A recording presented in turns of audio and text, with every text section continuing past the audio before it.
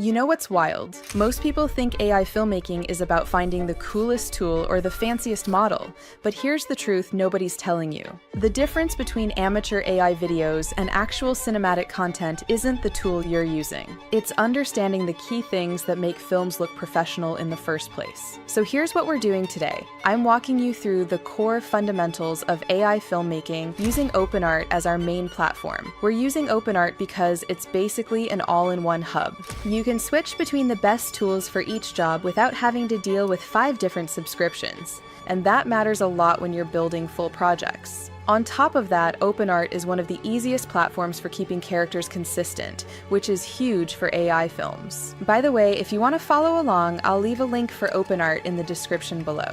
Now let's get into it. The first step in any AI film is creating a consistent character. Because here's the thing, if your main character looks different in every shot, your film falls apart. Consistency is everything. I learned this the hard way when I first started. I'd generate these beautiful individual shots, but when I put them together, it looked like 5 different people. That's not a film. That's a slideshow of strangers. So with that being said, let's jump right into the main interface. Once inside the main interface, we want to go ahead and click over to the left, where it says Character. Here you will find your main character dashboard. If you already have characters in OpenArt, you're actually able to upgrade any of those to this new version. But if you do not have any, you can create one in 2 different ways. The first option is to start with an image. Here you're prompted to upload between 1 and 4 images, 1 that is required and 3 extra that will help the model better understand your character from different angles. The second option is to start with a description. Here you can just write the exact prompt of your character and select the model that it will use. For this tutorial, I'm going to use the description method because it gives us the most control from the start. But first, you need to blueprint your character. Don't just think about what they look like, think about who they are. This is something I wish someone had told me earlier. Your character needs a personality, a backstory, even if it never shows up on screen. Because when you know who they are, you know how they stand, how they move, what they wear. For example, let's say I'm creating a character who's a vigilante hero, someone who protects her city at night but lives a normal life during the day. She has this fierce determination mixed with vulnerability, wears a sleek tactical suit with subtle armor plating, and there's always this intensity in her eyes like she's carrying the weight of the world. See how that's not just a physical description? I'm building a person. Now I can write a prompt that captures all of that.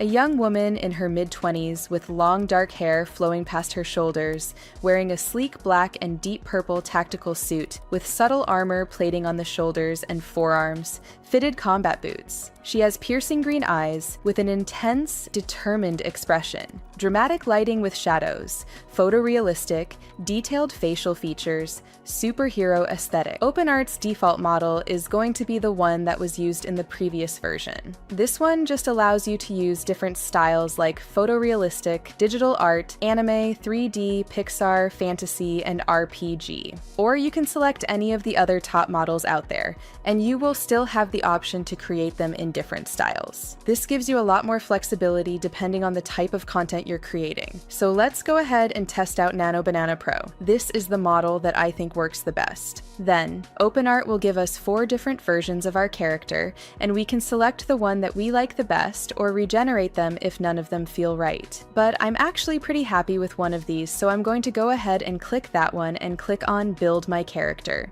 Once that's done, it's going to give us 4 different images so that we can see the results the model is going to be trained on. These are the front view, the close-up view, the full body view, and the back view. This is important because it ensures your character stays consistent from every angle, which is exactly what you need when placing them in different scenes later. Once they're all generated, you have the option to either regenerate all of them or just regenerate the ones you're not happy with. And once everything looks good, you want to go ahead and click Looks Good. Finally, you want to add a name and a backstory to your character. I'll name mine Nova. The backstory is optional, but I recommend adding it if you have the time. It will give the AI more context about who the character is, and it will be able to generate images that better fit what you have imagined. Then click Save, and this will save your character, ready for you to use. That's it. Your character is now trained and ready to use in any scene you want to create. Now let me show you how to actually use this character. You want to click on this button that says Create, and here you will have the full interface available to you. At the top, this is where you can select or switch between your characters. Next up, you have the prompt section, and this is probably the most useful part here. This is where you describe what you want your character to be doing, where they are, and what they are wearing. Below that, you have the option to upload reference images. And the coolest thing is that whenever you reference them in your prompt, it will actually bring up the entire image and you'll be able to tag it directly. Then you have the output size selection, so you can choose between various different output sizes and go as high as 4K resolution. This is great if you're creating content for platforms that require high quality visuals, or if you just want your images to look as sharp as possible. And finally, you have the ability to select whatever model you prefer to use, whether it's Nano Banana Pro or Seedream. Alright, now that you have your character, let's talk about the story, because this is where most people completely lose the plot. They generate random beautiful shots and then try to stitch them together, hoping it makes sense. That's backwards. You need to plan your story first, then generate the visuals to match. I used to do it the wrong way and I'd end up with these gorgeous clips that didn't connect to anything. It was frustrating. Start simple. Think of your film in 3 parts: beginning, middle, end. Beginning, introduce your character and their world. Show us who they are and what they want. Middle, present a challenge, a discovery, or a shift. Something changes. End, resolve the tension or leave us with a powerful emotion. This is basic story structure, but it works for a reason. For my character's story, let's say she's standing on a rooftop at night, overlooking the city she protects. She receives a distress signal on her device.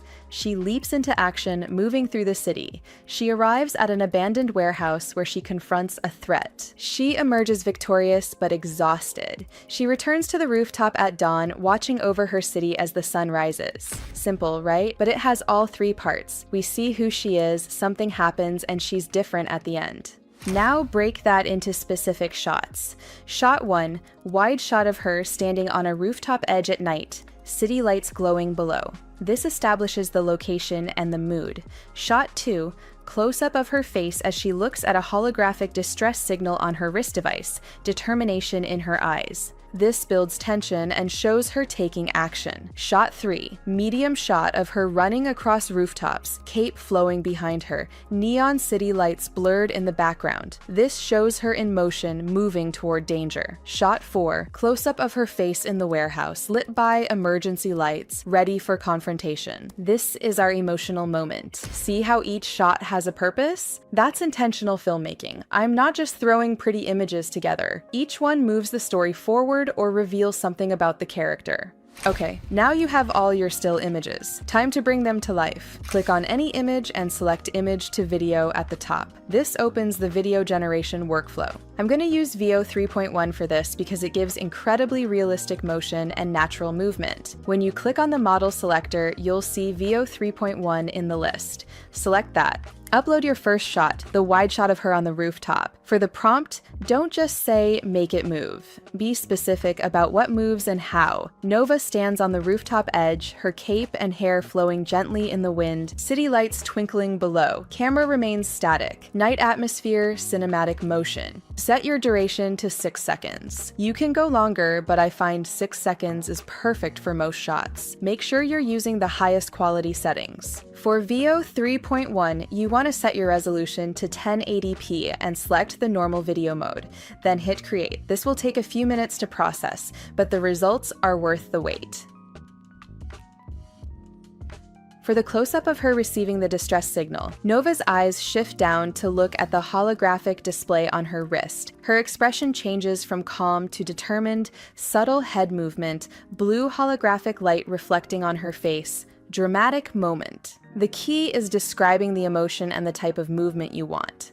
I want that subtle change in expression. Small details make it feel real. For shot 3, she is running across rooftops. Nova runs and leaps across rooftop gaps, cape flowing dramatically behind her, camera follows her movement with slight motion blur, neon city lights in background, dynamic action sequence. See how I'm describing the camera movement too? Veo 3.1 generates audio along with video, so mentioning the motion helps it create the right energy. If you need help with figuring out your prompts, here's a little tip. Go to ChatGPT, give it your story's structure, and ask it to give you detailed prompts for each scene. You can do this for both image and video generation. Let me show you an advanced technique that makes your film feel cohesive, using start and end frames to create smooth transitions between shots. This is something professional filmmakers do all the time, and now you can do it too. Let's say you want shot 3, your character running across rooftops, to transition seamlessly into shot 4, the close-up in the warehouse. Generate shot 3 as a video first, then grab the last frame of that video. In OpenArt, you can do this by clicking Grab Frame to Video and selecting the final frame. This saves that exact moment as a still image. Now use that final frame as the start frame for your next video generation. Upload it into the start frame slot, then upload your shot 4 image as the end frame. Smooth transition from Nova landing on a rooftop to entering the dark warehouse. Camera moves from following her action to focusing on her face lit by emergency lights, continuous motion, tension building. This creates a seamless flow between your shots, making your film feel like one continuous experience instead of disconnected clips. The AI will figure out how to move from point A to point B naturally. I use this technique for almost every transition in my films now. It makes such a huge difference. Instead of cutting abruptly from one scene to another, you get these smooth, flowing movements that feel intentional and professional. Once all your shots are generated, it's time to bring everything together. First, upscale your videos. Click on any video in OpenArt and select Video Upscale. You can bump it up to 4K and increase the frame rate to 60 or even 120 frames per second for ultra smooth motion. I usually go with 4K at 60 frames per second because it looks incredible on any screen. Now comes the sound design and music. Use OpenArt's audio feature to add voiceover if your character speaks. For ambient sound, describe what you need. City traffic in distance, wind whooshing, subtle tension, electronic hum. These background sounds make your world feel alive. Without them, even the most beautiful visuals feel empty.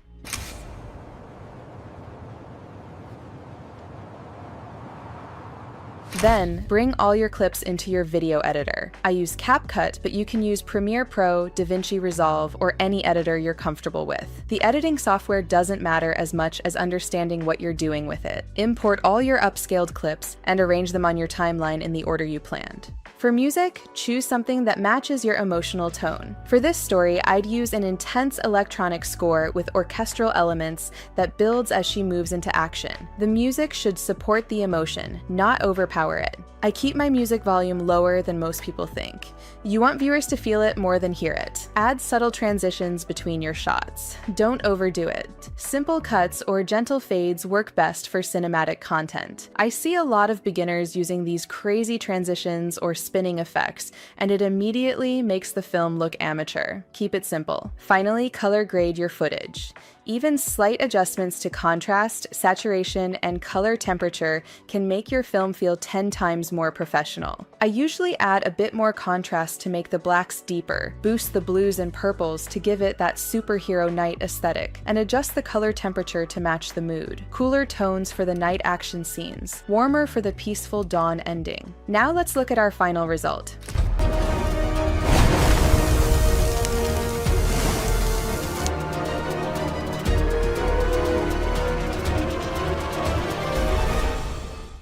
And look at that, we've gone from understanding basic filmmaking principles to creating a complete cinematic AI film with a consistent character, intentional shots, and professional quality. This is what separates people who make random AI clips from people who make actual films. It's not about the tools, it's about understanding the craft.